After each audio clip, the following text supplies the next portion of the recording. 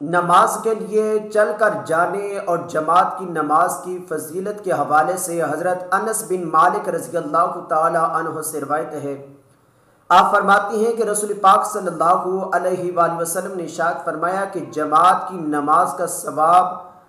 گھر اور بازار کی نماز سے 50 حصہ زیادہ ہے، مگر یہ اس وقت جب کہ اچھی طرح وضو کرے،